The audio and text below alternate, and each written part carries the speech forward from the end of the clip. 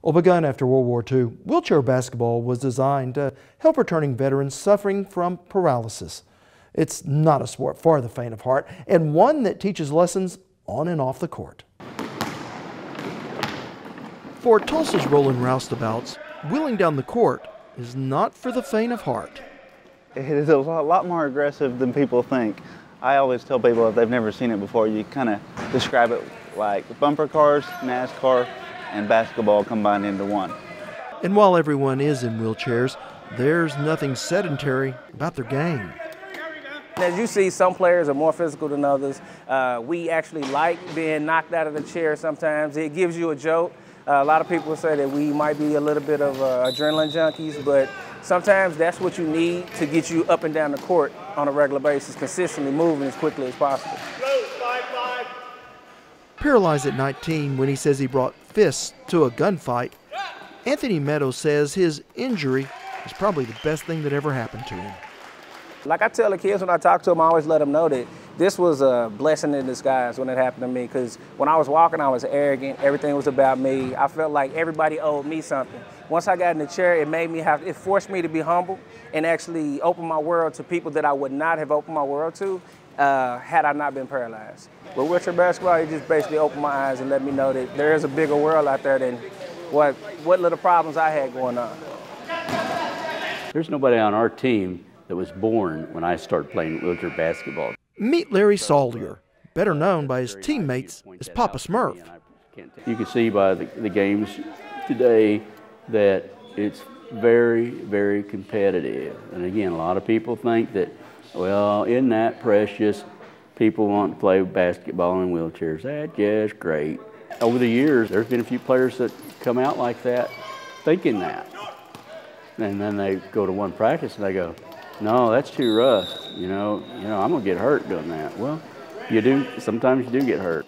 The more involved games, they're intense. You get all caught up. You're on the edge of your seat.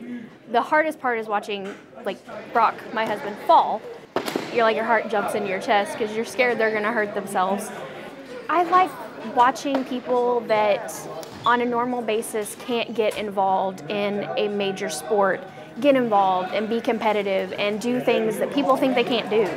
I mean, you see somebody in a wheelchair, and if you're not used to being around them, you're like, oh my gosh, how can they maneuver like that? How can they move that quickly? How in the heck do they get up after falling down? Getting to see people do that, it's great. Routinely ranked in the top 20 nationally, the Tulsa Rolling Roustabouts are as competitive as they come, but realize their game is not just about winning. With basketball, it's just one of those things to where you can see somebody start from point A and you can see them go all the way to Z. Where when he first came out, he couldn't even hold himself up in a chair. But after a couple months, you see him start to get a more authoritative, and they get more of accomplishments of what they're doing, and they feel a sense of community, and with that sense of community, it makes them become better at being a person in a wheelchair, a person with a disability. An attitude that's changed Michael Thompson's life, both on and off the court. I got injured when I was 12, and I started playing when I was 16, but I've always loved basketball. I played in 6th grade and stuff, and just always loved it. So initially I thought that it was, that kind of my dream of playing basketball was going to be over, but once Larry approached me, and I was kind of hesitant because I thought I was like, this seems kind of different. Michael, whose dad coaches the team, I tried for 4 years probably to get him to come out and try wheelchair basketball. He's like, yeah, I'll try sometime. A couple of years later, I seen him and his dad again, tried again. Yeah, I'll come out sometime. Never showed up. One day his mom called me at work and said, hey, Michael's going to come out to basketball practice and give it a try tonight. I said, okay, good. It was actually kind of funny because I had told my dad, I was like, let's pretend that I have something to do. Like, let's pretend I have a meeting. That way I can only stay for like 10 minutes, and I say, okay, I got to go now. Well, Michael had already made his mind up. He wasn't going to like it. Because when he came in the door for my benefit that night, he said, turned to his dad and said, this is like 6:30. Don't forget we got to leave at 7 to be at that meeting.